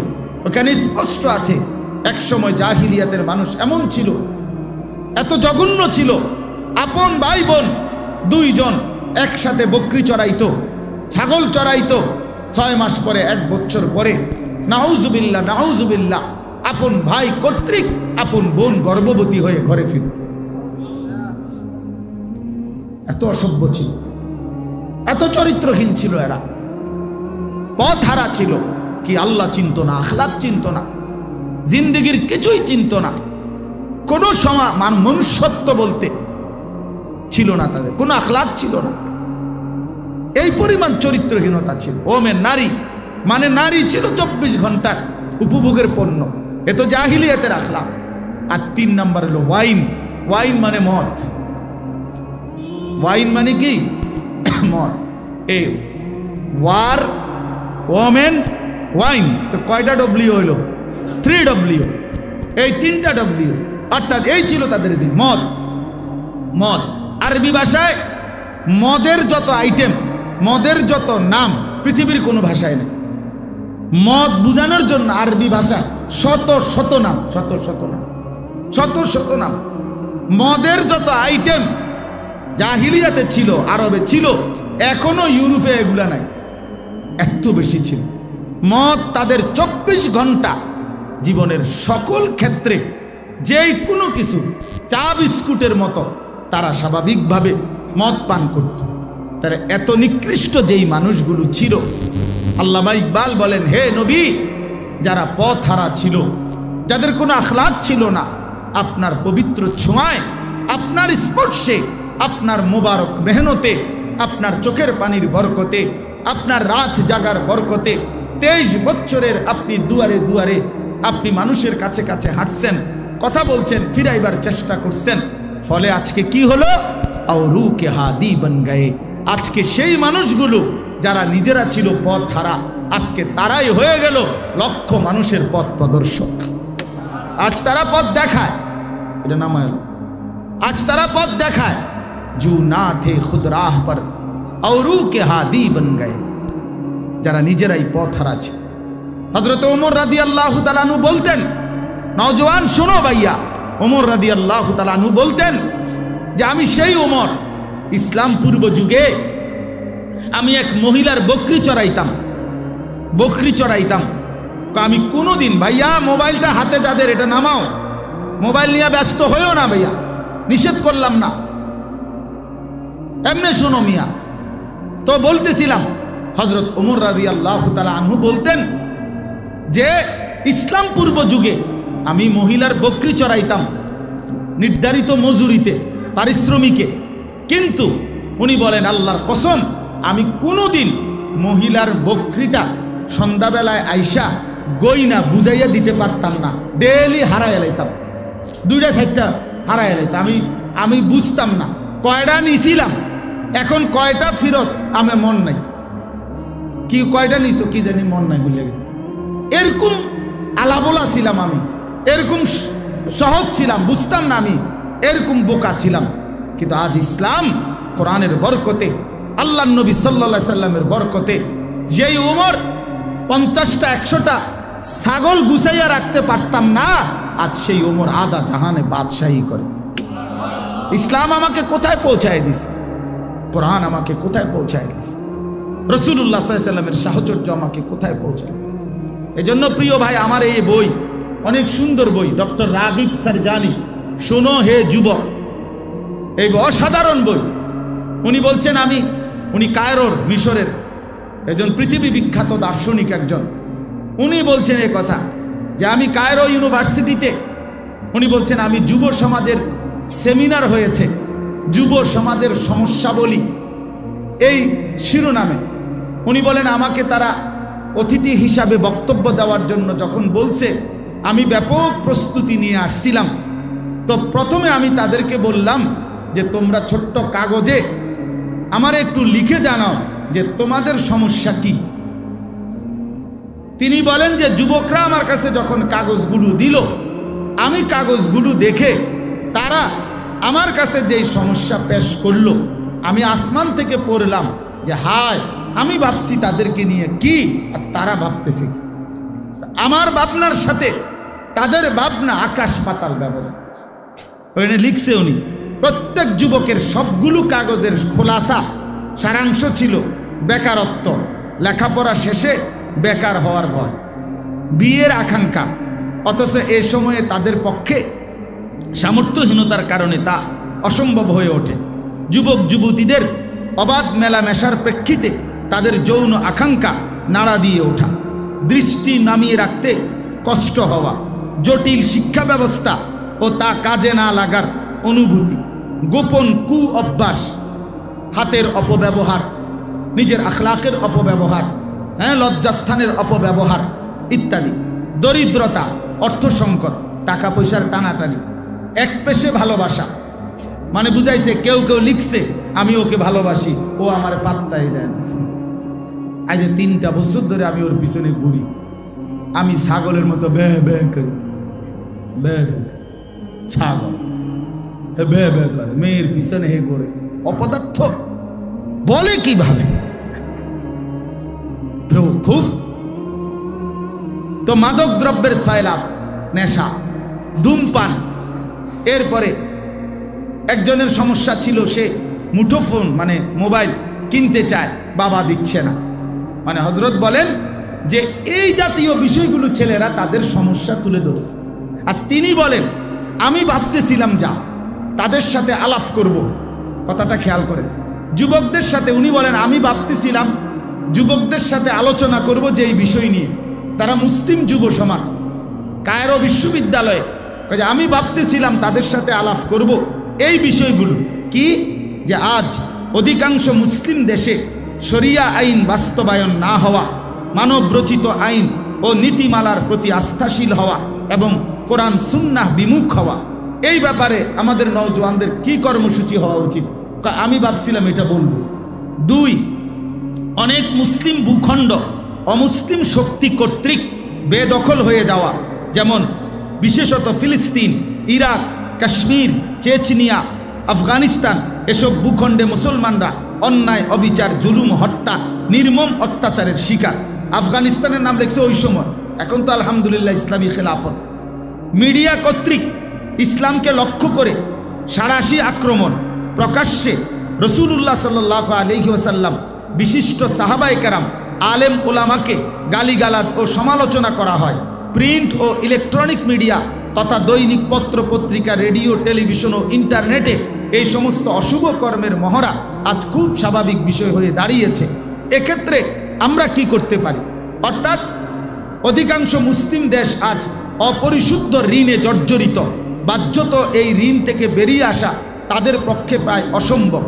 প্রশাসনিক দুর্নীতি, স্বচ্ছতার অভাব, সুদ, ঘুষ, চুরি, ডাকাতি, ছিনতাই, রাহাজানি, জালিয়াতি, আত্মসাৎ, মিথ্যা অপবাদ, এই সমস্ত অনৈতিক কার্যাবলী মুসলিম বিশ্বের বহু দেশকে সভ্য উন্নত দেশের তালিকার একেবারে নিচের দিকে ঠাঁই দিয়েছে। এক্ষেত্রে আমাদের পদক্ষেপ কি হইতে পারে? জ্ঞান বিজ্ঞানে পিছিয়ে পড়া, কারিগরি ও সৃজনশীল শিক্ষা ঘাটতি, বিশ্বের বহু অঞ্চলে ইসলামের দাওয়াত না পৌঁছা, মানব জাতির একটা বৃহৎ অংশ এখনো ইসলামের বাণী শুনেনি, অথবা শুনে থাকলেও মিথ্যা কিংবা বিকৃত বাণী শুনেছে। অথচ মুসলিম উম্মার জন্য ফরজ ভূপৃষ্ঠের প্রত্যেক ব্যক্তির কাছে ইসলামের দাওয়াত পৌঁছানো। এরম অনেকগুলো লিখছে। উনি বলেন আমি ভাবতেছিলাম এসব বিষয় নিয়ে সারা পৃথিবীব্যাপী আলমী চিন্তা ফিকির নিয়ে আমি যুব সমাজের সাথে আলোচনা করব। আর হেরা আমার কাছ থেকে সমাধান চায়, তার বাবা যে মোবাইল কিনে দিচ্ছে না, এটার সমাধান কি? তারা আমার কাছে জানতে চায় মেয়েটা যে আজকে 3 বছর ধরে তারে প্রেমের অফার দিচ্ছি, এখন সে যে আমার প্রেম প্রত্যাখ্যান করতেছে, এই জন্য তাবিজটা কি? বুঝেন নাই কথাটা? এই হলো, তিনি বলেন যে যুবক তার সমস্যা জানতে চাইছে, আমার কাছে বলছে এটা সমাধান চাচ্ছে, এগুলা মোবাইলের সমস্যা, তার নারীর প্রেমের বিষয়।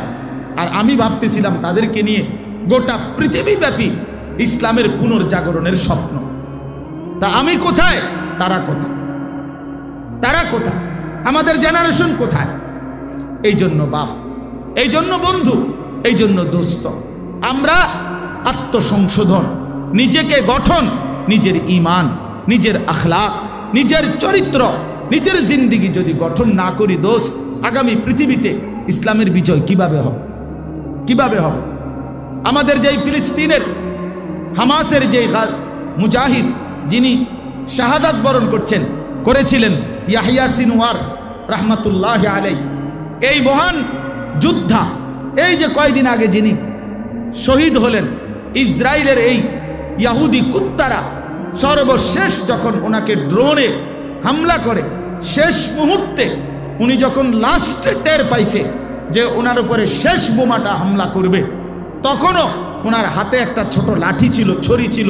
এই লাঠিটা জানে উনি কিছুই হবে না এটা দিয়া, কিন্তু তারপরও শেষ হাতের লাঠিটা তাদের দিকে ছুঁড়ে মারছে, বলছিল যা এটা জান দিলাম, তবুও তোদেরকে প্রত্যাখ্যান করব।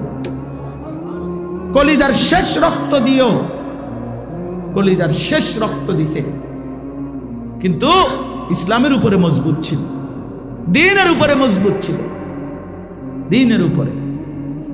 কিছুদিন আগে যখন গাজাতে এক হসপিটালের মধ্যে ইসরায়েলের বোমা হামলা হয়, তখন ওই হসপিটালের শেষ মুহূর্ত পর্যন্ত একজন ডাক্তার সাহেব উনি হসপিটালের রোগীদের আহতদের চিকিৎসা করতেছিল, কিন্তু ওই অবস্থায় ওনার গায়ে যখন বোম পড়ছে, এবার উনি শহীদ হয়ে গেছে। এই শহীদ হওয়ার পূর্ব মুহূর্তে হসপিটালের সাদা যেই ব্ল্যাকবোর্ড, সাদা বোর্ড, হোয়াইট বোর্ড, এই হোয়াইট বোর্ডের মধ্যে উনি শেষ লিখে গেছে, আগামী প্রজন্ম আমাদের মনে রেখো, আমরা শেষ পর্যন্ত চেষ্টা করছি। এই কথা লিখে উনি মরে গেছে, শহীদ হয়ে গেছে। ফিলিস্তিনের যিনি জাতিসংঘের অধিবেশনে বক্তব্য দিছিলেন, ফিলিস্তিনের প্রতিনিধি, এই কথা বলতে গিয়ে তিনি গোটা বিশ্বের সামনে, বিশ্ব মোড়লদের সামনে চোখের পানি ফেলে কাঁদছিলেন। জাতিসংঘের অধিবেশন, কিন্তু তার হিম্মতটা কি? ডাক্তার লিখে গেছে যে আমাদের মনে রেখো, মানে উনি বলছেন, আরো লম্বা লাইন আছে, উনি বলছেন আমার বিশ্বাস আমার মাটি আজাদ হবে, আমার ভূমি মুক্ত হবেই। তো তোমরা যেদিন মুক্ত করবা, যেই প্রজন্ম, তোমরা আমাদেরকে মনে রেখো যে আমরা শেষ মুহূর্ত পর্যন্ত আমরা মাতৃভূমির সংরক্ষণের জন্য চেষ্টা করেছি। তাইলে বিষয়টার বাস্তবতা কি? আজকে আমরা স্বপ্ন দেখার কথা সারা পৃথিবী নিয়ে, স্বপ্ন দেখার কথা ইসলামের পুনর্জাগরণ নিয়ে। অস্ট্রেলিয়া, আমাদের একজন ঘনিষ্ঠ পরিচিত মানুষ আছেন, দাওয়াত ও তাবলীগের কাজ করেন, উনি অস্ট্রেলিয়াতে থাকেন। উনি বলছেন আমাদের সুদর্ণপুর আমার শায়েখের মাদ্রাসার মধ্যে উনি তখন বক্তব্য দিতে গিয়ে বলছিলেন যে অস্ট্রেলিয়াতে এমন বিচ্ছিন্ন ছোট ছোট দ্বীপ এখনো আছে, এখনো এই অত্যাধুনিক পৃথিবীর এই যুগেও অস্ট্রেলিয়াতে এমন বিচ্ছিন্ন দ্বীপ আছে যেখানে মানুষের বসবাস সভ্য পৃথিবীর কোনো ছোঁয়া যেখানে লাগে নাই, সেই জায়গাতেও আপনার এখনো এমন অনেক মানুষ আছে যারা কালেমার আহ্বান শুনে নাই, ইসলামের দাওয়াত পায় নাই। তো এখন ওই মানুষগুলো পর্যন্ত, পৃথিবীর শেষ মানুষটার কাছে ইসলাম পৌঁছিয়ে দেওয়া কার জিম্মাদারি? এখনো আবু বকর সিদ্দিক রাদিয়াল্লাহু তাআলার জিম্মাদারি। কথা বলে না, বলো না ভাইয়া, এখনো কি ওমরে ফারুকের জিম্মাদারি? তো কার জিম্মাদারি? ওমর ফারুকের উত্তরসূরির জিম্মাদারি, আমার জিম্মাদারি, তোমার জিম্মাদারি। তুমি কোন দিন ডাকবা মানুষকে আল্লাহর দিকে? তুমি ফিরবা কোন দিন? দিন নাই, রাত নাই, শুধু মোবাইল, শুধু নারী, শুধু ছবি, শুধু অস্থিরতা, শুধু বেহায়াপনা, শুধু হাসি ঠাট্টা আহ্লাদ। এই এক জিন্দেগি কি? শুধু বিনোদন, শুধু মজা, শুধু উৎসব, শুধু আনন্দ, শুধু ফুর্তি। হায় হায়, একই জীবন, একই জীবন। এ কোথায় যাচ্ছি আমরা শেষ পর্যন্ত? এই জন্য বন্ধু, দোস্ত, আখলাকের সুন্দর চাই, আখলাকের সুন্দর চাই, আখলাকের সুন্দর চাই। একজন যুবক, মূলত আমাদের কোরআন সুন্নাহর ভাষায় যে প্রাপ্তবয়স্ক সেই যুবক, অর্থাৎ যে বালেগ হয় সেই যুবক, সেই যুবক মূলত, অর্থাৎ একটা মেয়ে 13 থেকে 14 এই 1 বছরের ভিতরে সাবালিকা হয়, সেই প্রাপ্তবয়স্ক, যখনই তার মাসিক ঋতুস্রাব শুরু হয়। আর একটা ছেলে 14 থেকে 15 এই 1 বছরের ভিতরেই সে প্রাপ্তবয়স্ক হয়। এই বছরের ভিতরেই স্বাভাবিকভাবে তার বীর্যপাত হয়, স্বপ্নদোষ হয়, বীর্যপাত হয়। আর তখন থেকেই সে, যেদিন থেকে প্রথম তার বীর্যপাত হয়েছে সেদিন থেকেই সে সাবালক, যুবক, প্রাপ্তবয়স্ক। সেদিন থেকে মৃত্যু পর্যন্ত খোদার কসম প্রতি সেকেন্ডের হিসাব আল্লাহ তাআলা নেবেন, এক এক সেকেন্ডের হিসাব আল্লাহ তাআলা নেবেন, এক এক সেকেন্ডের হিসাব আল্লাহ তাআলা নেবে। তাইলে তুমি বন্ধু 15 বছর, 16 বছর, 17 বছর বলে নিজেরে ছোট মনে করলা কেন? তুমি ভাবলা যে আমি এখনো বাচ্চা মানুষ, তোমার বাপে কয় তুমি বাচ্চা, তুমি নিজেও ভাবতেছো আমি এখনো লাইফটা এনজয় করি, আমার এখনো আরো অনেক সময় বাকি। কে বলছে অনেক সময় বাকি? ইন্না যারআ কাদ তুদরিকুল আহাতু ক্বাবলা আন ইয়াবলুগা। হাসান বসরি রাহমাতুল্লাহ আলাইহি বলছেন, ইয়া মাশারাশ শাবাব। হাসান বসরি রাহমাতুল্লাহ আলাইহি বলেন, হে যুবক, হে যুব সমাজ, মনে রেখো অসংখ্য ফুল পরিপক্ক হওয়ার আগে, ফলে পরিণত হওয়ার আগেই ঝরে যায়। অসংখ্য ফল একেবারে পাকা পর্যন্ত পৌঁছায় না, তার আগেই ঝরে যায়। তার মানে গাছের আমের যেই মুকুল বের হয় সবগুলো আম হয়? যেটুকু ছোট ছোট আম হয় সবগুলো বড় হইয়া পাকে না, ঝরে যায় বেশি না থেকে যায় বেশি? ঝরে যায় বেশি। এই জন্য বৃদ্ধ হয় কম, কিশোর নওজোয়ান এটা মনে রাখো, এর আগেই যৌবন কালেই মৃত্যু হয়ে যায়, অধিকাংশ মৃত্যু হয়ে যায়। কাজে সময় বেশি নাই, সময় আজকেই, সময় এখনই, সময় এখনই। আল্লাহ তাআলা কুরআনুল কারীমের মধ্যে বলছেন শিশুকালকে দফ, শিশুকাল হলো দুর্বল, বৃদ্ধকালকে আল্লাহ বলছে দফ, দফ মানে দুর্বল। শুধু কোরআনে আল্লাহ কসম, আল্লাহ বলছে শক্তি কুওয়াতান, এটা যৌবনকাল, যৌবনকালকে আল্লাহ শক্তি বলছে।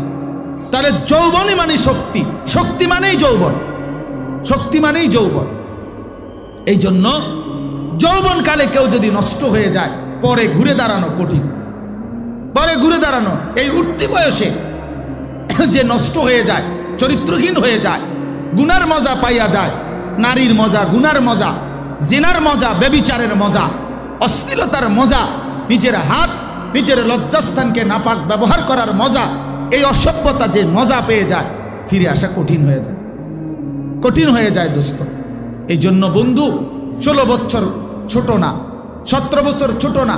রাসূলুল্লাহ সাল্লাল্লাহু আলাইহি সাল্লামের বিখ্যাত সাহাবী জুবাইর ইবনুল আওয়াম, উনি যখন মুসলমান হয়ে নবীজির সঙ্গী হয়েছেন তখন ওনার বয়স ছিল 15 বছর। হযরত তালহা ইবনে উবাইদুল্লাহ, রাসূলুল্লাহ সাল্লাল্লাহু আলাইহি সাল্লামের বিখ্যাত সাহাবী, তিনি যখন মুসলমান হয়েছেন এবং আল্লাহর নবীর পক্ষে অসংখ্য যুদ্ধ করে গিয়েছেন, সেই সাহাবীর বয়স ছিল 16 বছর।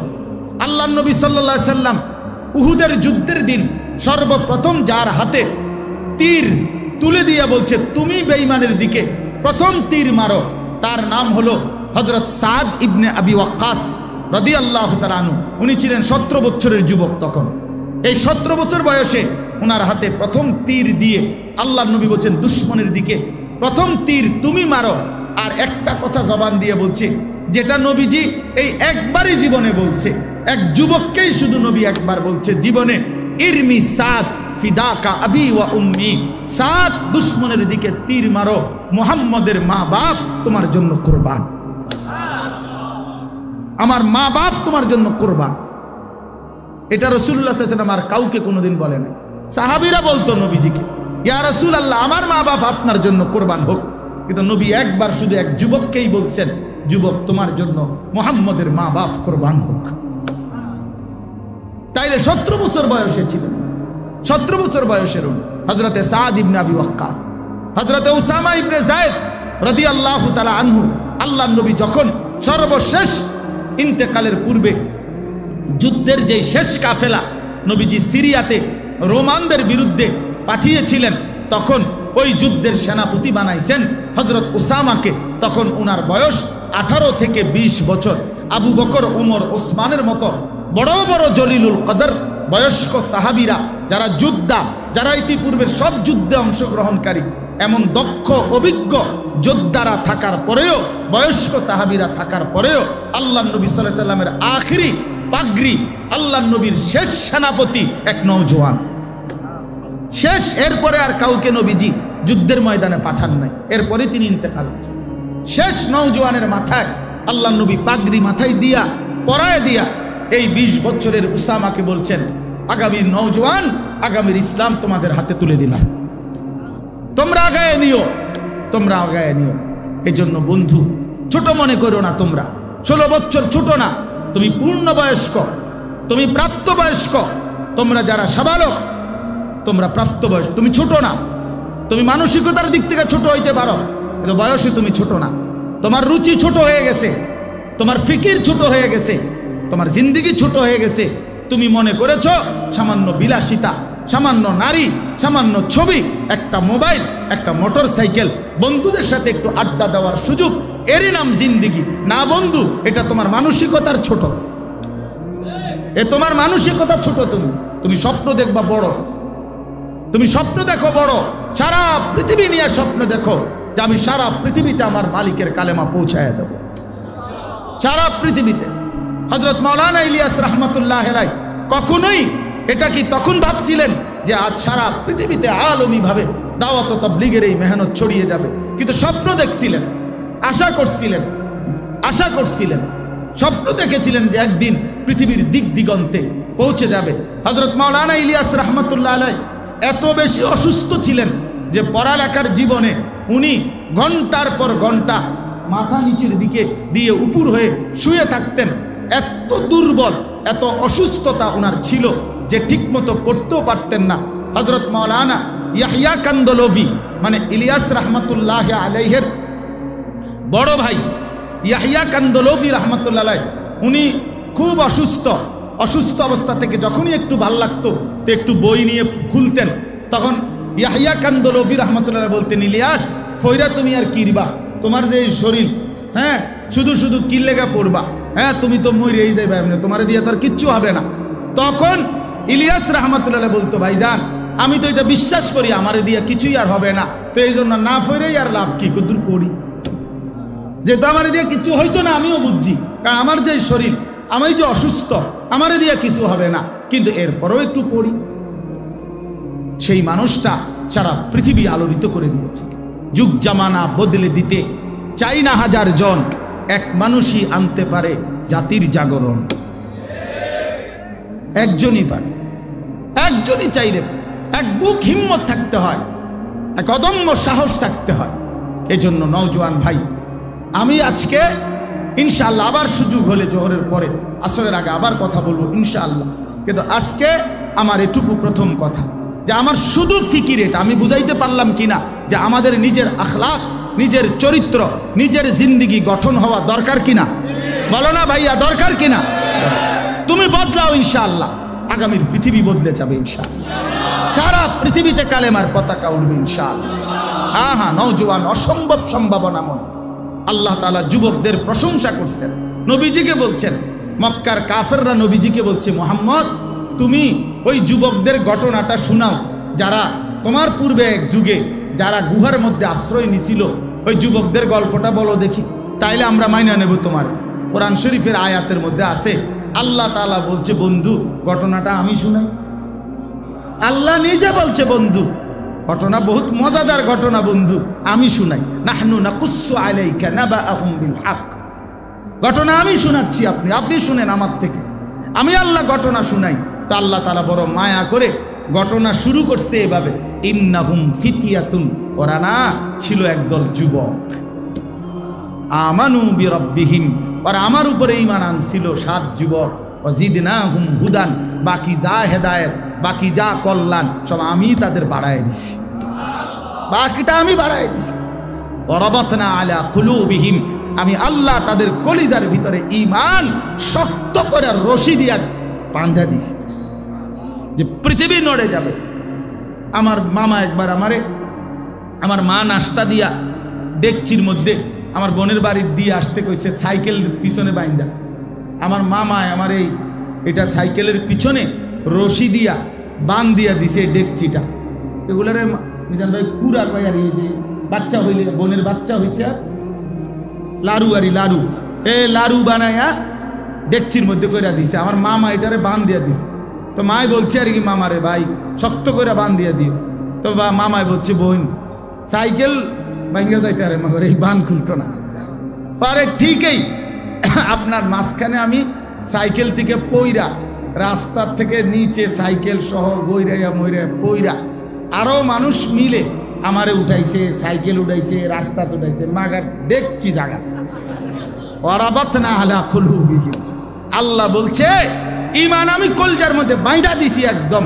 ফলে গোটা জাতির মোকাবেলায় যুবকরা বলছে, রব্বুনা রব্বুস সামাওয়াতি ওয়াল আরদ। বাদশা জিজ্ঞাসা করছে, তোমাদের রব কে? বলছে, আমাদের রব তিনি আসমান ও জমিনের রব যিনি। লান্নাদউ মিন দুনিহি ইলাহান। ওই 7 যুবক বলছে, বাদশাহ শোনো, হুমকি দিয়া লাভ নাই, বাপ মার দোহাই দিয়া লাভ নাই, পরিবারের কথা বলে লাভ নাই। লান্নাদউ মিন দুনিহি ইলাহান, আল্লাহকে ব্যতীত আমরা জান চলে যাবে, অন্য কাউকে ডাকবো না, অন্য কাউকে ডাকবো না। লাকাদ কুলনা ইদাম শাতাতা, যদি আল্লাহকে বাদ দিয়ে কারো ডাকি তো এটা হবে আমাদের জন্য দুর্ভাগ্য। এই জন্য ইনশাআল্লাহ আগামীর নওজোয়ান তুমি যদি হিম্মত করো, চরিত্র সুন্দর করো, আখলাক ঠিক করো, ইনশাআল্লাহ তোমার হাতে মাহাদির পতাকা উড়বে, ইনশাআল্লাহ ইসলামের পতাকা উড়বে, ইনশাআল্লাহ কালেমার পতাকা উড়বে, ইনশাআল্লাহ। রাজি তো আমরা ইনশাআল্লাহ? সবাই রাজি তো ইনশাআল্লাহ? আল্লাহ তাআলা হিম্মত দান করেন, তৌফিক দান করেন। ওরে মুসলিম ভীরু কাপুরুষ, ভয় কেন আজ করিস রণে, কিসের শঙ্কা ছুটে চল আজি, জীবন পাবি রণাঙ্গনে। আরব মরুর সন্তান মোরা, তলোয়ার দেখে কবু কি ডরি, আঘাতে আঘাতে গর্জে উঠে নতুন করি। যাতনা সয়েছি, আগুনে পুড়েছি, ডুবিয়ে মরেছি কতরে, তবুও মোরা অজেয় করেছি পুণ্য ধর্ম ইসলামেরে। নস নস তুই হীন নস, আছে রে তোর অজেয় খ্যাতি, মুসলিম তুই বিশ্বাস কর, দুনিয়া মাঝে তুই শ্রেষ্ঠ জাতি, দুনিয়া মাঝে তুই শ্রেষ্ঠ জাতি। আল্লাহ তাআলা আমাদের প্রতিটা নওজোয়ানকে হিম্মত দান করেন, উত্তম আখলাক দান করেন। আলহামদুলিল্লাহি রাব্বিল আলামিন। আল্লাহুম্মা আনতাস সালাম ওয়া মিনকাস সালাম, তাবারাকতা ইয়া দাল জালালি ওয়াল ইকরাম। ইয়া রাব্বি লাকাল হামদু কামা ইয়ানবাগি লিজালালি ওয়াজহিক ওয়া আযীমি সুলতানিক। وصلي على محمد كما هو أهلك، وفعل بنا خيرا كما أنت شانك، يا أرحم الراحمين يا أرحم الراحمين يا أرحم الراحمين. ربنا ظلمنا أنفسنا وإن لم تغفر لنا وترحمنا لنكونن من الخاسرين.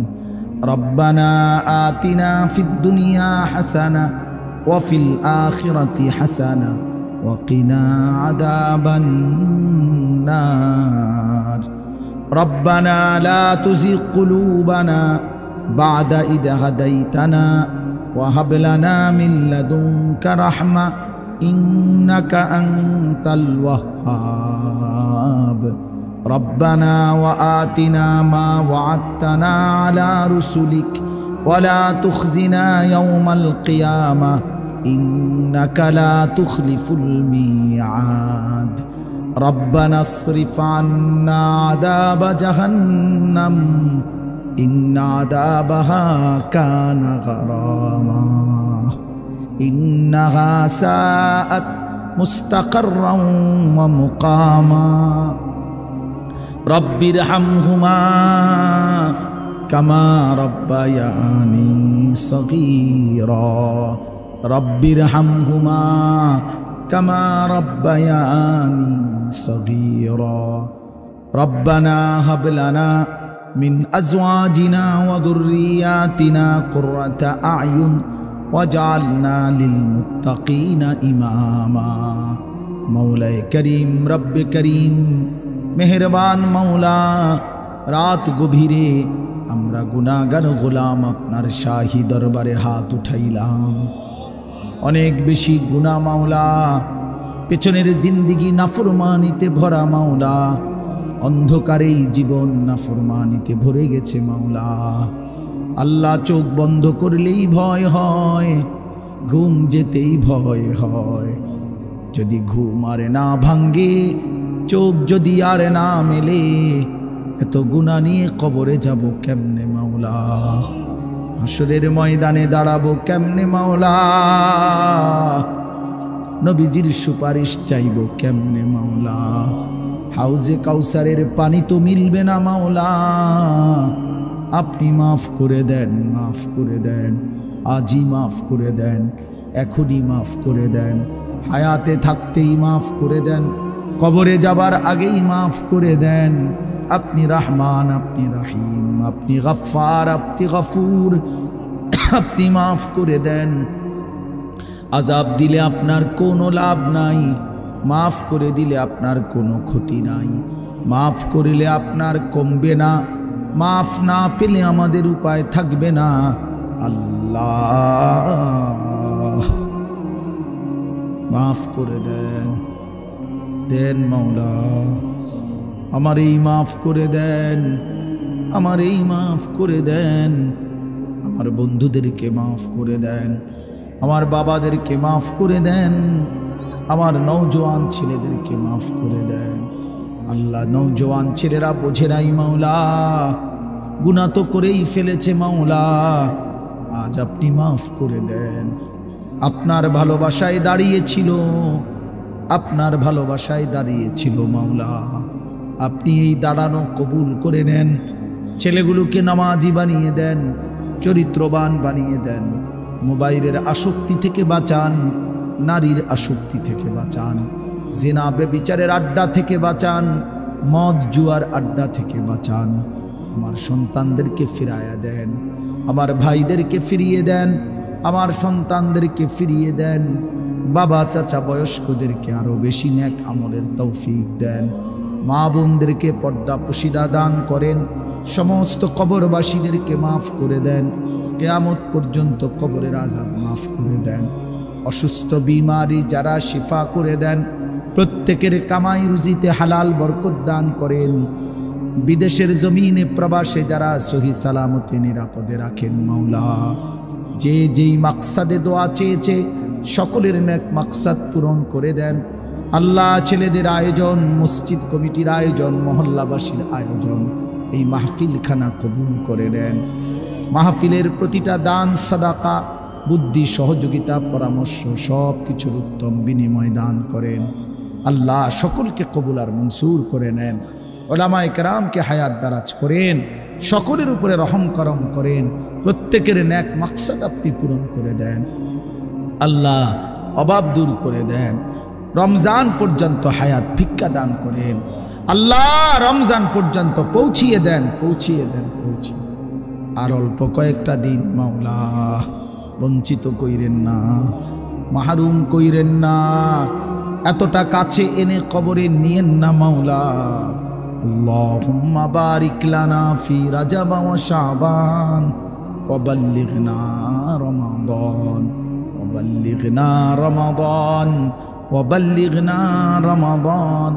আল্লাহ, রমজান পর্যন্ত পৌঁছাইয়াই দেন, হায়াত ভিক্ষাই দেন।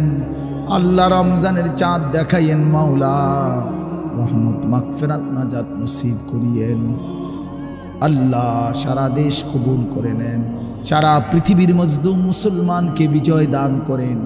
আল্লাহ, ফিলিস্তিনের বিজয় দান করেন, ইসরায়েলের ইহুদি বেঈমানদেরকে ধ্বংস করে দেন। রব্বির হামহুমা কামা রব্বায়ানি সগীরা।